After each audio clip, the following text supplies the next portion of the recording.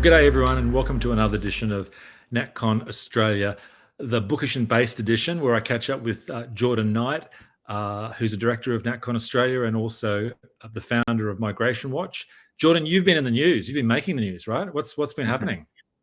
Yeah, it's all for good reasons. So basically, never waste a good crisis, right? So I wanted to get onto ABC Q&A to talk about housing, because Claire O'Neill and Michael Suker and Alan Kohler and Grattan CEO was on there to talk about housing. So I wanted to get on there.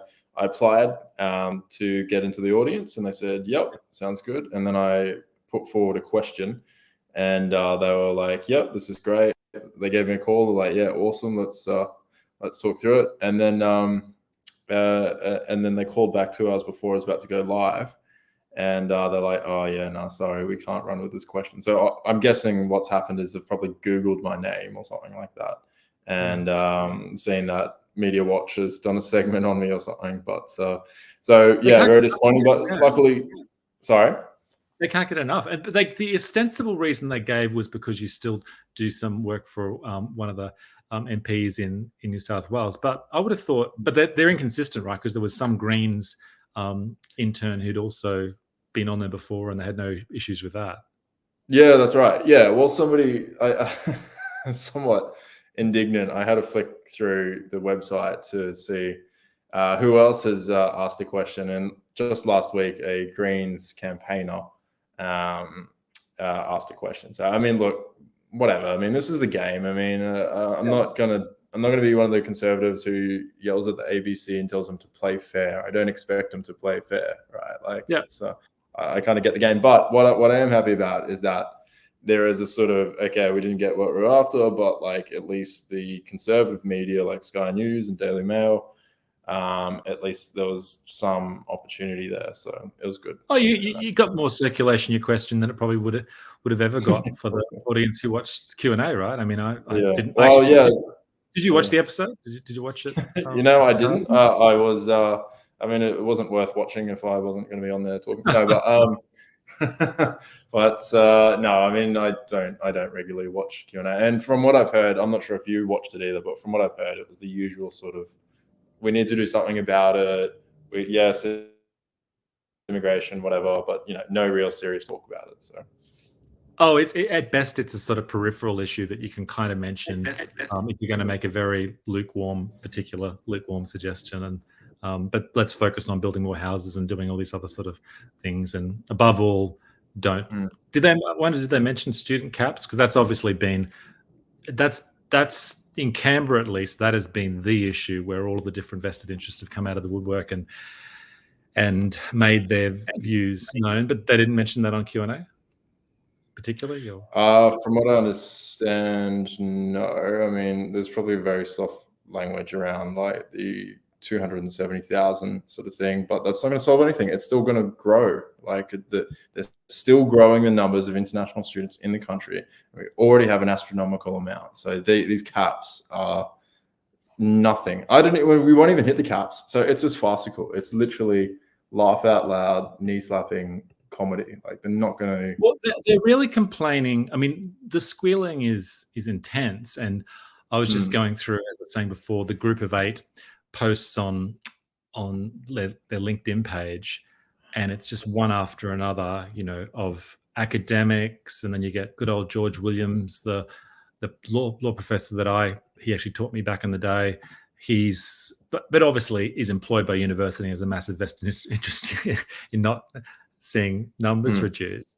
The Asia Society, the Council of Capital Lord Mayors, on and on and on it goes. And I mean, so they clearly think there will be some damage, but it's like, the way I view it, it's more like a corporation not being able to grow as fast as it wanted to grow, rather than actually reducing the size of the actual turnover or its footprint. I mean, has anyone from the universities reached out to you in any way, or they've just sort of ignored you? God, no, they're going to drone strike me at some stage, but no, they No, and yeah, you're right. I mean, sure, it may impact universities, but already they have the highest amount of foreign students they've ever had who are paying buckets of money, and they're still losing money and are unprofitable. So clearly, the problem isn't that we need more international students. Clearly, the problem is the universities and their management, and it's a ridiculous system. And I mean, I've said this before, and I'll keep banging the drum, but it's oligarchic because their entire financial success or growth is dependent on government policies which directly affect literally every single other Australian. And so they get in the rooms with the government spokespeople and tell them what to do. And it's oligarchic. It really is. It's insane that we're in this position. Yeah. And they're screaming black and blue about minor cuts. Insane. It's pathetic, really. It's not just the universities. It's a lot of these vocational training organizations too. There was one story. I mean, I won't say that the politician that originally raised this issue with me, he mentioned it to me casually and thought that I should have been upset about it. And in one sense, it is arbitrary kind of government decision making and all the rest of it. But I really, I didn't really shed too many tears. It was in the paper. It was a company in Brisbane who'd basically spent $3 and $4 million in setting up this EV certification training company, all reliant on foreign students to come in and make the business, this training business, viable. And I just thought about it, and I was just like, this is sort of like multiple scams built on top of one another. You've got they would have undoubtedly got some sort of grant to sort of get this thing up and running. And then what exactly is this EV training them to do precisely? I mean, and then obviously with the foreign students and what coming in, if a business is not going to be viable without that kind of immigration dependent growth, as we keep going on about, well, what business is it? Really? So, I'm sad for the people, I guess, at some level, but I'm not. There are sadder stories out there that I'm. Yeah, well, for example, people going homeless and rent going up and stuff like that. Yeah, exactly. There's all these costs, but I was just surprised at the cluelessness of this unnamed politician I won't mention, who thought this was like something that one really needed to be angry about if one believed in, rules and market economy.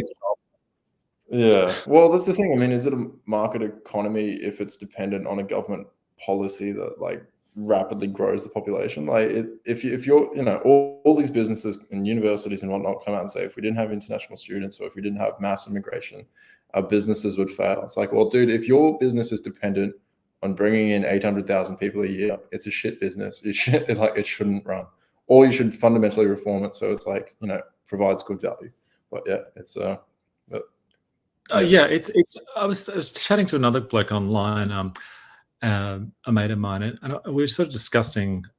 It's a separate but related topic, right? The deindustrialization of Australia and the West, and I was saying, in what other circumstances how does it make sense? How did it ever become a laudable aim for a country to deindustrialize? And so, we have a situation in Australia where basically industry has been wiped out, old proper industry, something I consider industry, but you've got all this, you're just sort of leveraging the sovereignty and the language of your place and the fact that Australia is, has all this existing infrastructure and costs and lifestyle benefits, and you're just leveraging that to the hilt by this constant flow of people who are kind of coming through and eventually.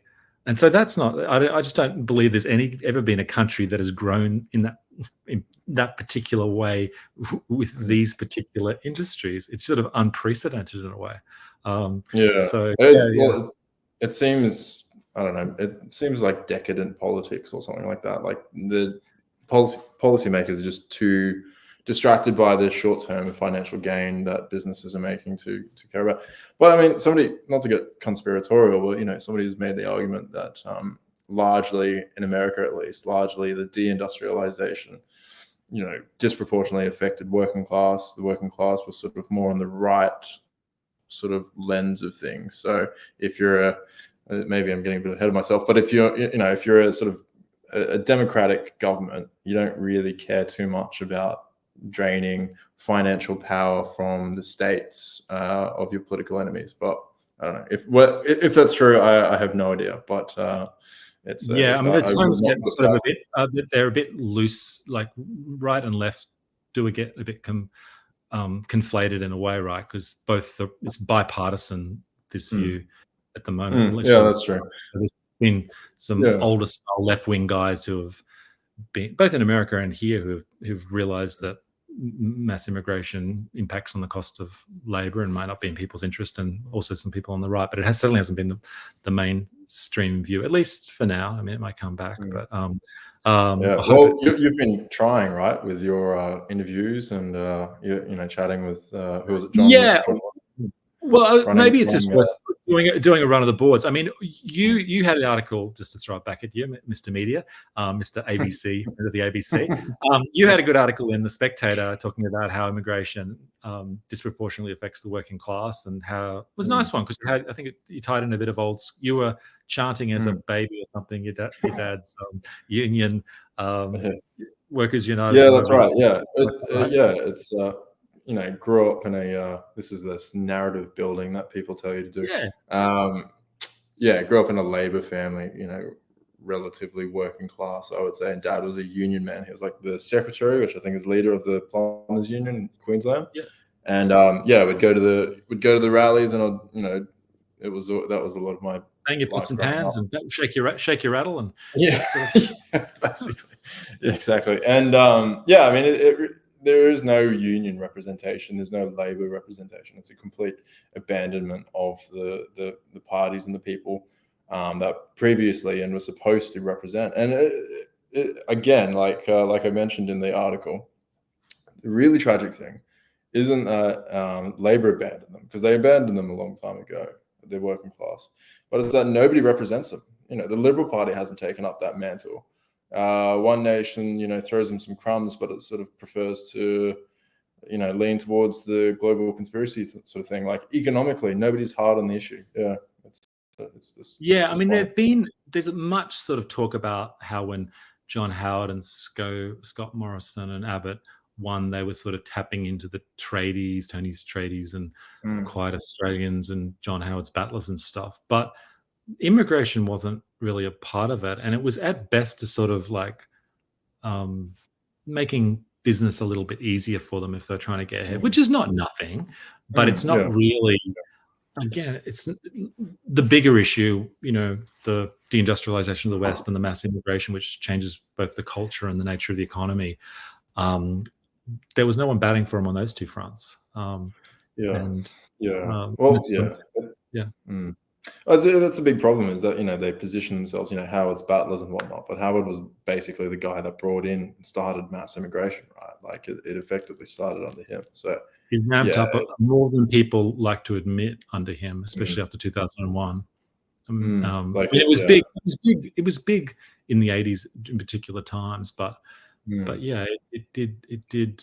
And we talk about per capita GDP now. I think that's kind of more of a new thing. I'd like to go back and have a look at those per capita GDP figures from the 2000s and late 90s. How much of it, if you're bringing in 300,000 or thereabouts a year permanent, that's gonna boost your at least nominal GDP figures too, right? I don't know. Some of that, all that stuff probably needs to be reassessed a bit. But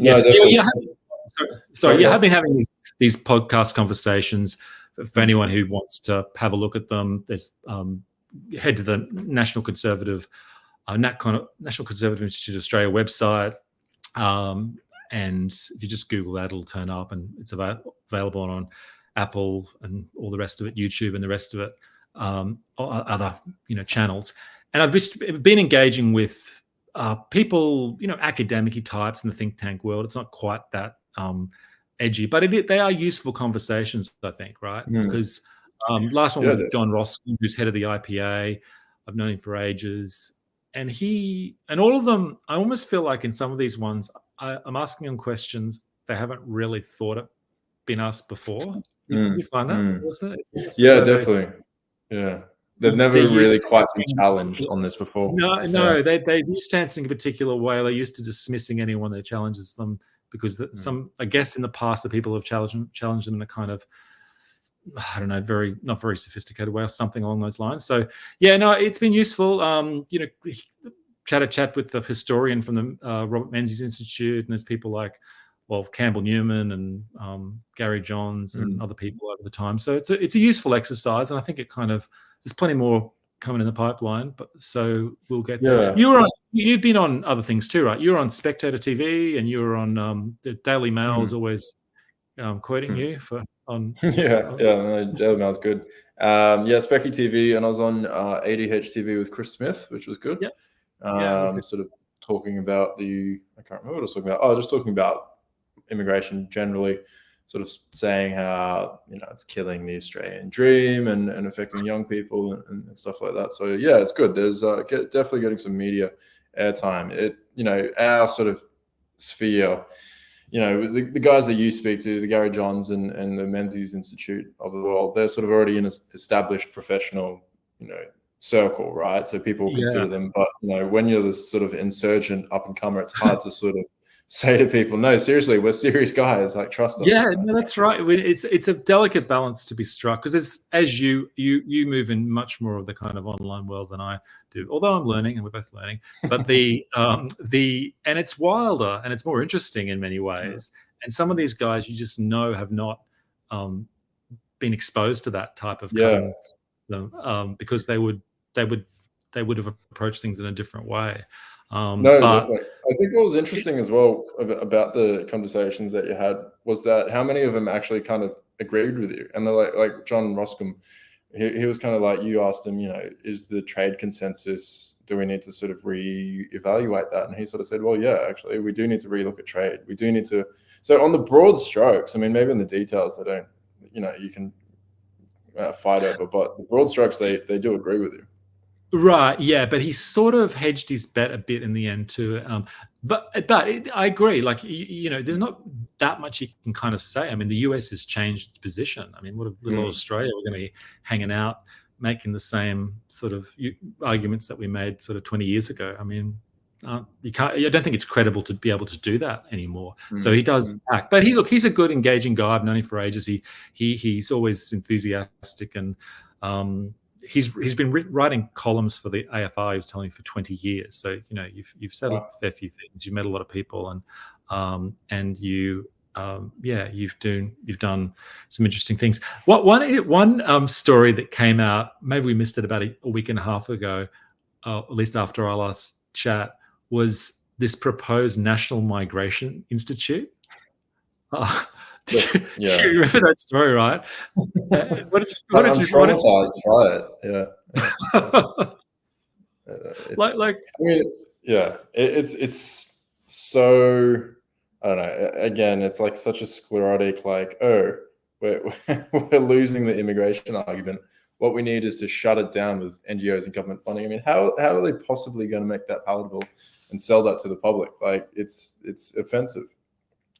Oh, and no one will listen to it, read it. I mean, it's almost like, remember when they set up the Grattan Institute in Melbourne ages ago? Because, you know, think tanks like the IPA and the CIS exist, and they grab private funding and all the rest of it. And the left thought, oh, we need our own little think tank, so we'll give them this huge amount of money. It's just they don't believe, as in business, so in sort of like the NGO sector, they sort of don't believe really that people can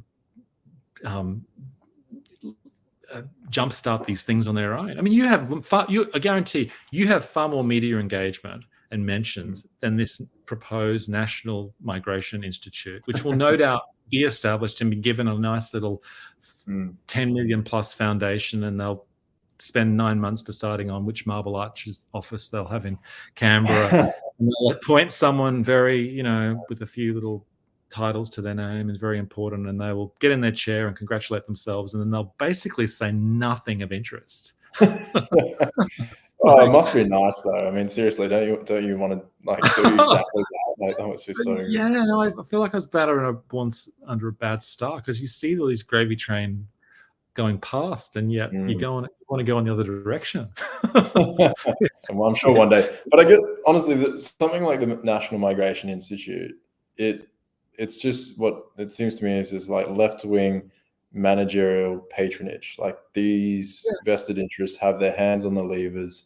They want to sort of put down any populist dissent, and they're going to get the very serious people with the, the serious person hat on, sort of, coming out and dispelling and lobbying for, like, to drone strike people who are tweeting about immigration. Like I hope it sees and has no success whatsoever, because it's a stupid idea. And like I think when I tweeted about it, all of literally 98% of the misinformation that I see about immigration comes from the pro-immigration side. It's nonstop. So unless they're going to mark their own homework, I don't know how it's going to work. But anyway. Oh, there's no lack of, like I said, I went through the group of 8 media press releases and op-eds and everything else. It's not as though they lack for ability to break through to say things into the mass media, the traditional channels. It's just that they're not actually saying many that interesting things, and or anything. Apparently self-centered. I mean, self-serving. There's a guy, again, all the interesting discussions happen on Twitter. You'd know that Tarek Brooker, the avid commentator dude, I think he's fairly kind of middle of the road, good, analysis of data, doesn't have any obvious ideological bent. And he just put up something before talking about highlighting the Fin Review, which was saying that landlords are complaining that if they cut the student numbers, then that will impact on rent. Well, it's just like they've been telling us for the last sort of, month and a half that there's absolutely no relationship between rents and real estate prices. So how can they run? So farcical. Yeah, I mean, it's the fact that it's gotten to this point where they're arguing the exact opposite things simultaneously, it says to me that they're running scared and they are losing the argument, and like the whole house is on fire or something like that. Maybe. Did you have a look at that? That Koz Karamas, whatever he is, that Labour aligned pollster. He put out something and he said it was like, this is like, we did a lot of research and we've determined, unambiguously that there's no relation. I mean, did you dive in? No. Koz literally is my favorite comedian on Twitter. He's so funny. He is so shamelessly just takes the coin from the vested interest, and then in the post that he put out about it, he immediately called anybody who dissented it or questioned it a dog whistler. So funny. But no, I would not take anything that he says necessarily seriously, to be honest. I don't think they're serious people anymore. Yeah, I thought for a while there he had some okay against the grain type of analysis on some of the polling results, and it was sometimes good to check in with him to move outside of the ideological bubble. He has made actually some decent comments, but then lands on like the wrong sort of area. Like one time he spoke about things that we've been talking about, but over in Europe, how young people being disaffected, they can't get in the housing, are getting demographically shifted by mass immigration, and they're obviously young people are going to swing to the right overseas. And he's made a post about that. He's one of the few others, especially on the left, who sort of made a post about that. But aside from that, they do recognize the demographic differences and note them, right? And so that is worth highlighting, because he is listened to on whatever it is, breakfast. What is the one in the morning? Outs Insiders, right? They do quote him, and but I always think with some of his stuff, there's always a few.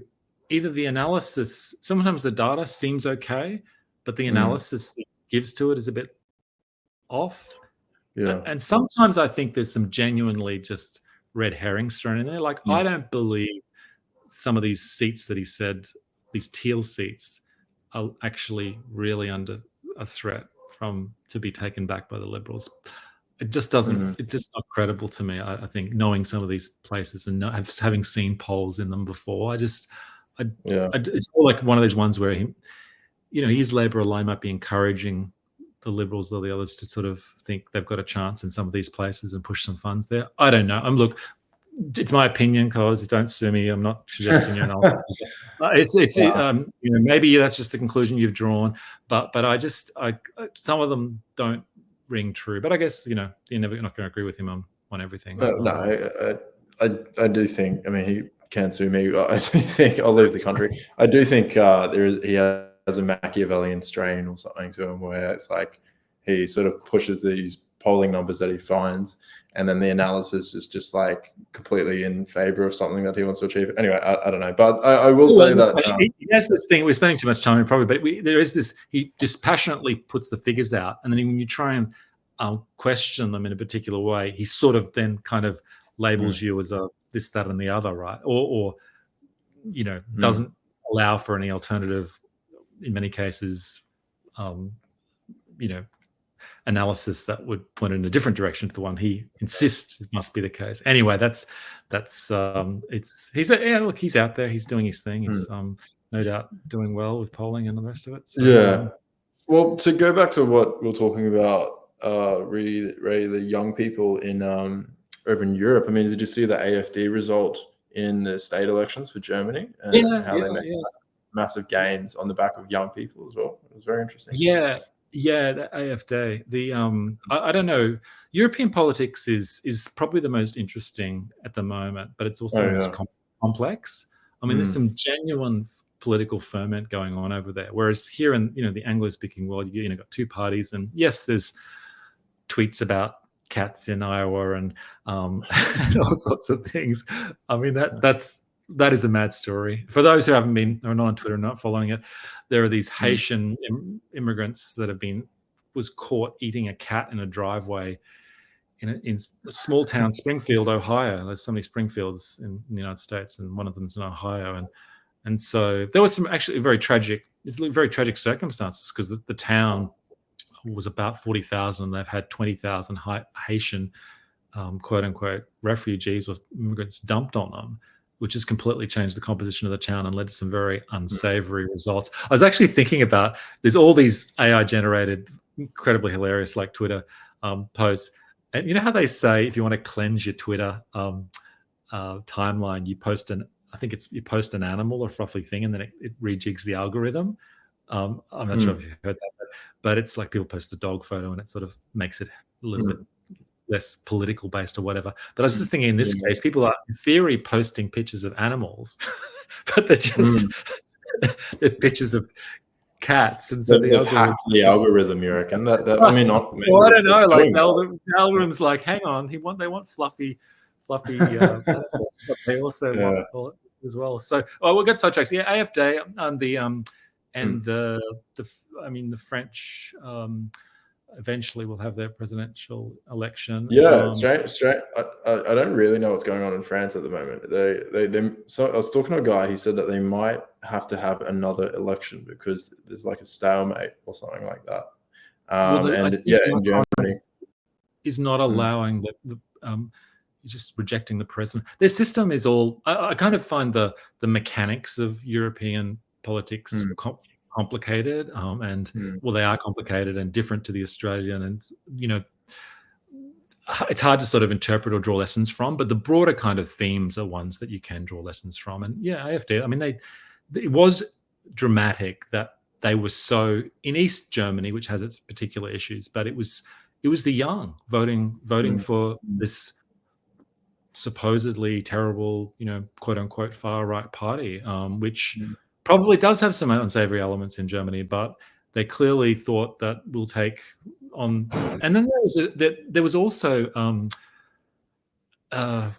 this is really getting into the weeds, but there was also like an ostensible kind of left, like very left wing, but she also had the same policies in relation to immigration. She did quite well off a very outstanding start. So clearly people are looking for where to park their vote, and if parties, even if they have some skeletons in the closet, that in itself isn't an impediment to people voting for them if they think that's the only solution that will get them. Oh, actually, I was thinking about the other day, man. Do you think in COVID, you always go on about how in COVID it was in some ways great because, it was easy to find rental, the salary went up, and all the rest of it. Do you think part of the reason why people liked the lockdown or liked COVID for so long was because there was that financial incentive? It was one way of stopping immigration. You did actually have 2 years. Are you asking me if people liked COVID because Australia had less migrants in it? Is that I'm what you're saying asking? on balance, it's like the AF day of Australian politics. It's terrible, but they've When we enacted a mass deportation program, you mean? Yeah. well, it's something. I don't know. We could kick our own people out as well. It's insane. That's true. Yeah, that's true. I mean,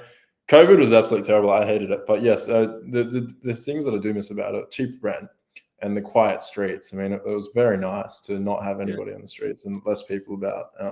How much of that was immigration and international students, and how much of it was just people staying home, I'm not too sure. But yeah, I mean, there were parts of it that were very nice, and I think, yeah, I don't know, that it would be nice. Look, like I said in the Spectator interview, I don't want to go back to the good old days of COVID, but it was a nice reminder of what life would have been with less people in the country. Oh, and don't get me wrong, I hated COVID with an absolute passion. I'm just saying that there were seemingly a large portion of the population who were in favour of all this stuff, and I guess part of the explanation, in addition to the sort of hysteria, might have been, hey, it's stopping, they're stopping the immigration at least for 2 years. Yeah, maybe. Yeah, the interesting thing in Germany as well about the left-leaning anti-immigrationist. I mean, I think there's not many parallels that we can draw between Australia and Europe. Like you said, it's like different system, we're at a different timeline as well.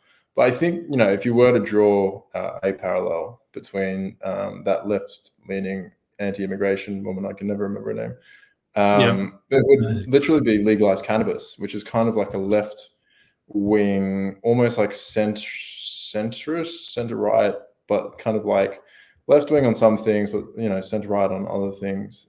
People have this idea that legalized cannabis is like a hippy-dippy, pot-smoking Green Party, and there is that element, but if you speak to people in legalized cannabis, they'll say actually a lot of our voters are kind of pretty right wing. They're just like disaffected with the major parties, and they don't want to give their vote to the Greens. So they're but is that I haven't seen a breakdown of what it was. A surprise vote in the last election. I guess some people had to vote for something. I have some serious issues with they're a big lobby, and they have wrecked some places in the States, and I'm not anyway. Oh, really? But I think it's a sort of separate issue, but I think on your other point, like there isn't actually in Australia a left-wing party that is explicitly anti-immigration, and I wonder whether that's like a bit of a gap, which probably the Greens. I think at one stage there was a little bit of they sometimes say things about not wanting Australia to be too big, and they're more pro-refugees than anything, but they are they never say anything harsh. They never say anything concrete about mass immigration, and I'm sure they consider anyone who did, like us, very beyond the pale. But so there really is a gap, and it was interesting in Germany, and I wonder actually in other parts. I mean, Bernie Sanders, man, in the States during his presidential campaign, he famously said that he changed his tune afterwards, but he said, like Trump, mass immigration, that's a Koch brothers program. Really?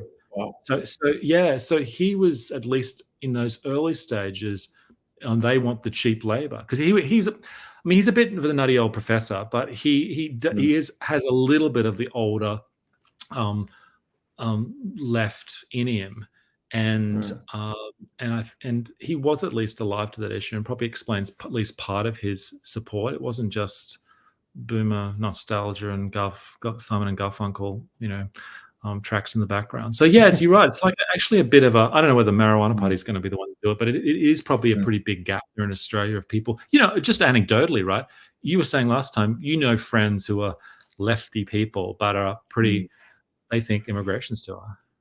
Yeah, I mean, it should be said that there is the Sustainable Australia Party, but they're not terribly effective as a political party or as marketers or operators, in my opinion. I mean, if they were, there would be, I think, they'd have a bigger share. But I will say, you said there's not like explicitly an anti-immigration left-wing party. I would almost argue that there isn't an anti-immigration right-wing party. I mean, I was listening to a podcast about AfD in Germany. They have positioned themselves as the immigration party. Like that is their bread and butter, day in, day out, every aspect of it. But no party in Australia. I mean, One Nation's talking about the WEF, and it talks about immigration, has some policies, but they have not made themselves. I don't think they've really realized how big an issue it is, or they don't want to, or something like that. I mean, Or they're not, or they crowd it out with too many other issues, and like again, going back to Europe, again, it's complicated.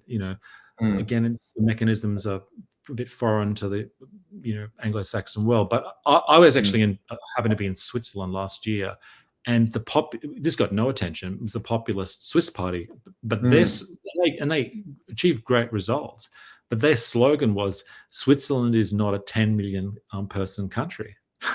Like, can you imagine that type of slogan in Australia? Australia is not a, I don't know, choose a number, 30 million person country.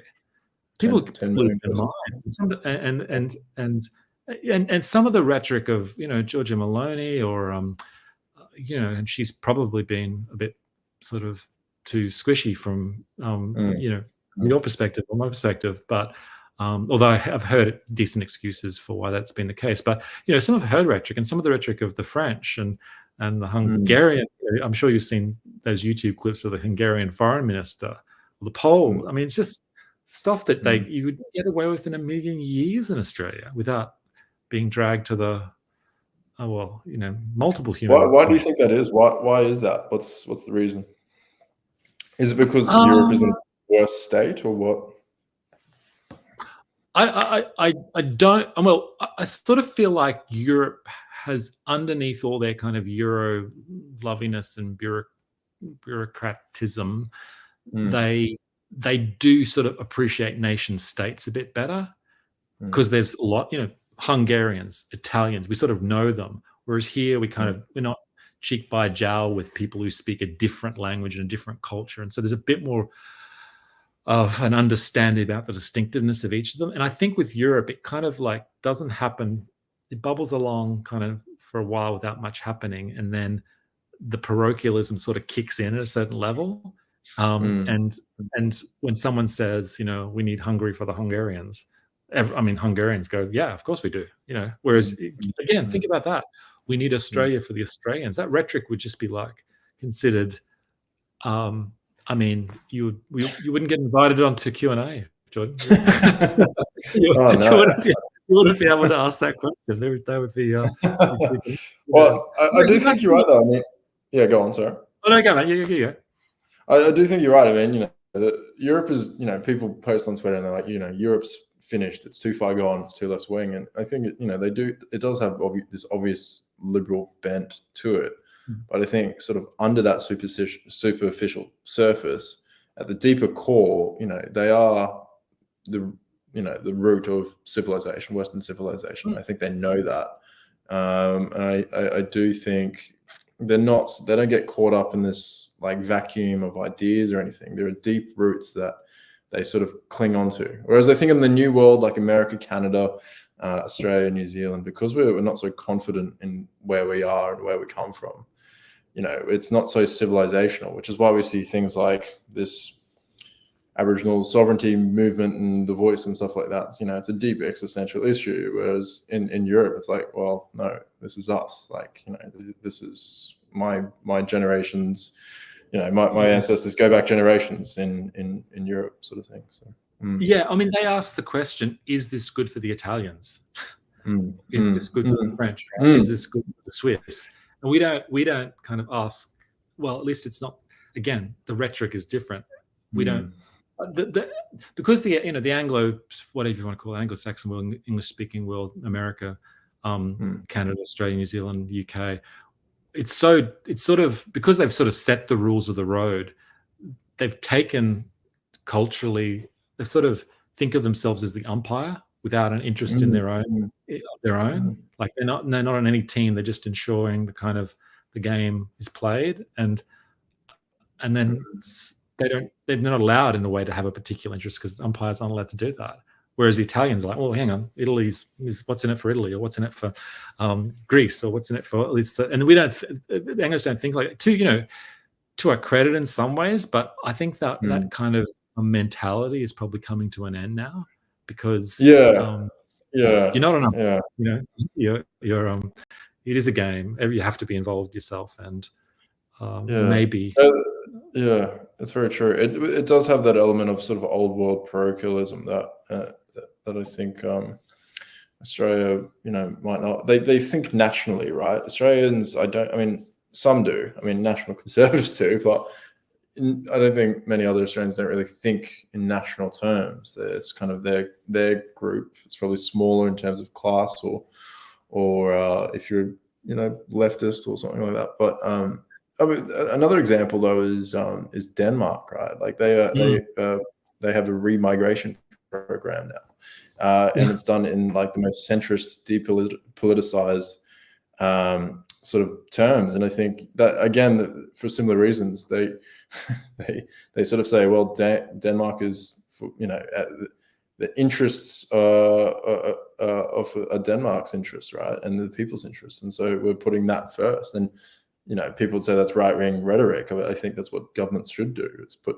Well, it's a left-wing party, I think, in at least nominally left-wing party in charge in Denmark now. Yeah, and they think of themselves like, what's in it for the Danes, and we. We've kind of, was it Danes or Swedes and Norwegians are all kind of the same. No. They're like, probably as fixated on whether it's good for Denmark compared to Sweden as we are, more than, those distinctions matter to them. I was just thinking about what other ABC, to change tack, what other ABC programs are yet to take a crack at you? Is Annabelle Crabb going to get you on, Kitchen Cabinet and maybe she can do a long form interview? Watch me cook my steak and potatoes, which I have every night per the Soul Bra method. Yeah, that's right. Cat-free zone. I really want to get onto ABC. Like I'm not being disingenuous. I want to get on the ABC and talk to a new audience and sort of. But which is why I was like very disappointed both times with the Media Watch and Think Tanks, because it's like, well, guys, I haven't done anything wrong. Just let me on and like let me plead my case, and then I'll if it doesn't achieve anything, then fine, I won't. But yeah, like the problem that I get is people sort of say, my friends' family and family members say, well, why do you keep going to conservative media and stuff like that? I'm like, well, they're the only people who will publish me if, and not attack me. So it's annoying to get grouped into these things, but that's the game. You got to know what you're playing with. So yeah. No, so you haven't, because look, I have been on ABC Radio in Brisbane. Oh, really? And so I'm happy to introduce you to people up here. I'm sure we'll have you. But the Sydney, what is it? Who is even down there? Aren't their ratings tanking so badly? You probably wouldn't even. Is Virginia Trioli? She's still on. Yes. I wouldn't know Sydney ABC. Honestly, I wouldn't know either, to be honest. But and generally, not that Brisbane's a small town anymore, but generally, the ABC in the more regional centres, you get a fair hearing, because it's not quite ghettoized between people who live in one area and one another. So there's only so many guests they can have, and people mix, I think, a little bit more. So I remember listening to regional ABC is, okay, good. It's certainly much more kind of balanced conversation than you get in the deep. Is it John Fain in Melbourne? I can't even. Honestly, the last time I would have heard these people is just when someone's taken a crack at them on Sky News or something. I don't really care about. Apart from that, they just exist in another universe. Well, I do think it's an interesting point about changing media landscape. I mean, all of them, not just the ABC, are really getting worse and worse, and everybody is shifting online to YouTube and shifting. I mean, TikTok. Like if you want to reach the masses, you start posting on TikTok. Like that is going to be dominant, right? So I think it's for an insurgent sort of right-wing movement or whatever. I think it's like imperative that they completely sort of focus on digital first rather than media first. That's really where the opportunity is. Yeah, yeah. What do you think of the government's mooted ID, age-restricted ID for social media use? That was the big story today and yesterday. I mean, I was trying to figure out the angle. I don't know what. Like they say it's to protect kids. I don't fully get it.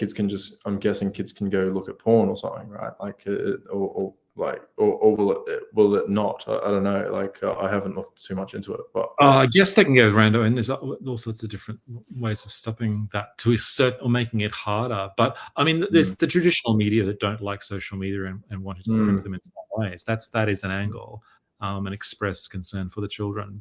But I was thinking, it's almost like, shouldn't there be a social media app purely for kids? Because adults and kids in any event is not a great thing. And I mean, my issue is like, there's so much value in the anons.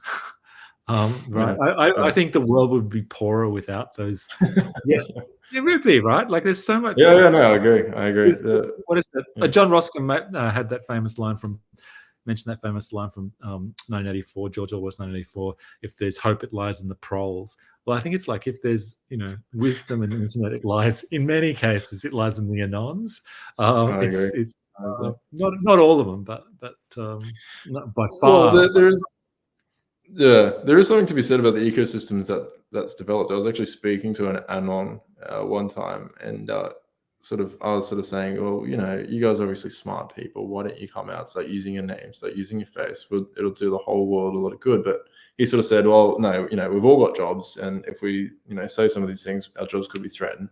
But he said that there's an ecosystem where the anons do their thing, and then the face doxers, the face people, name and face, ourselves, can pick up the ideas and then sort of try and sort of take them to I shouldn't be saying this, now they know our strategy, but it's just the way of the world, though, because you do pick up the more edgy sort of things, think about them, and then they sort of, I guess there's a sort of manufacturing line, right? Like, and eventually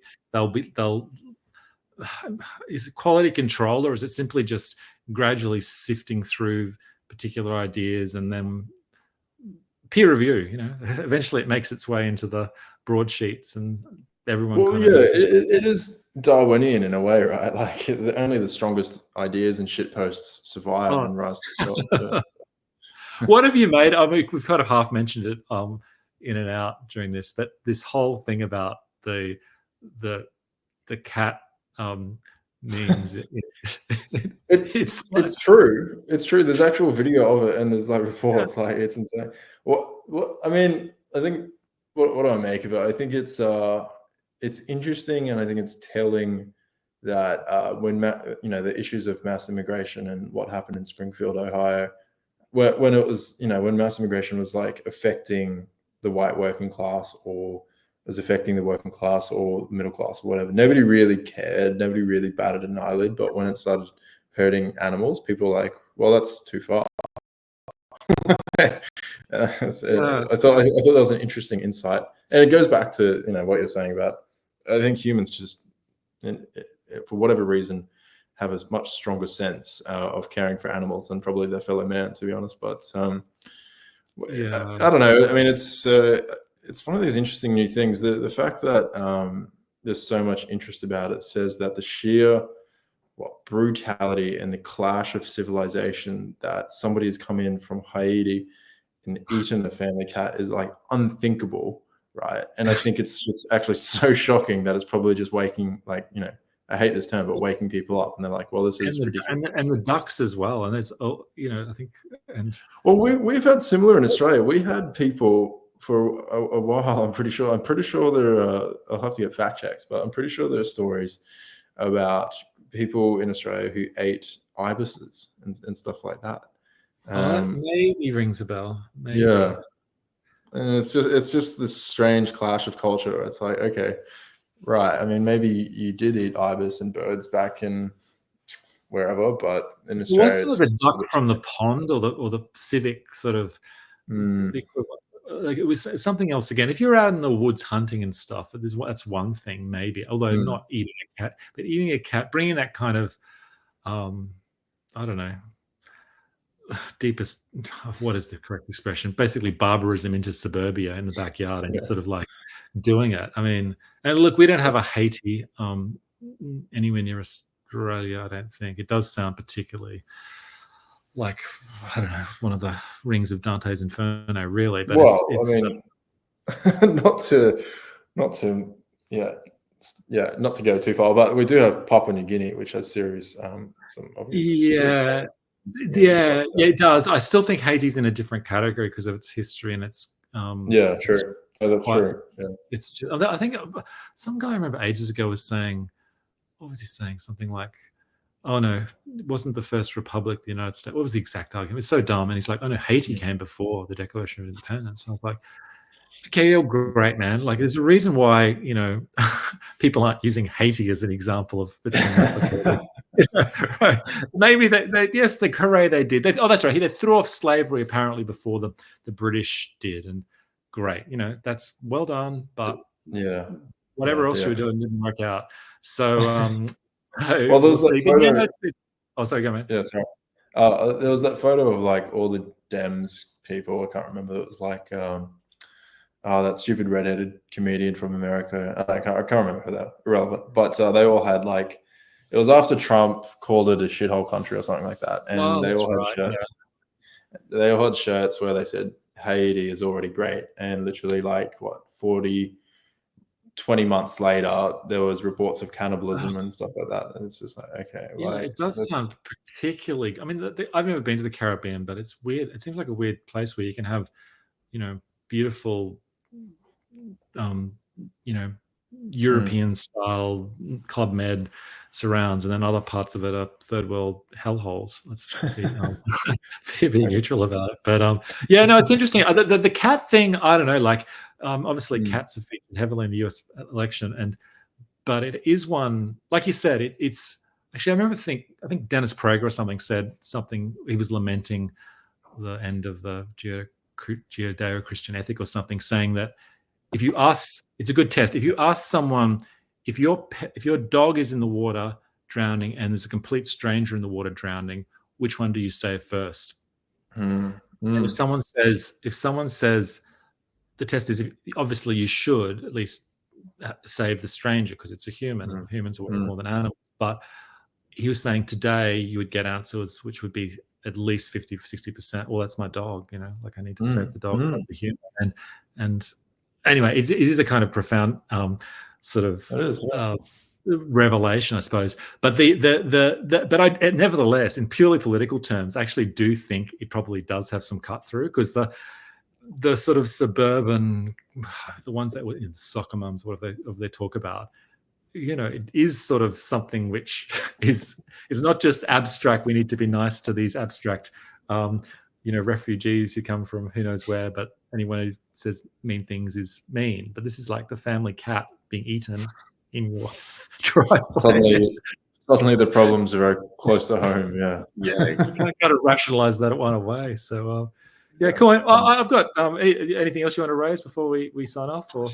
Oh, not really. Yeah. No, I think it was a pretty good episode. I mean, I do reckon what you're doing, and I would urge anybody who's still listening to listen to your interviews, because I think you're doing an excellent service, and just Okay. it's like nudge theory sort of stuff. Just nudge the conservative guys towards the right way of thinking. Show them that there's a sort of consensus developing, and it will organically sort of take off. So I think you're doing a good thing, No, and should we're do. hitting the 1-2 punch. You're out there making friends with the ABC guys, and I'm making friends with the old buddies from the Yeah, that's night. true. It's the high low, or whatever That's it's right. called, Yeah, right? we're very, very sophisticated. Yeah, Clip that and put it on some of the yeah. paranoid left wing TikTok sites.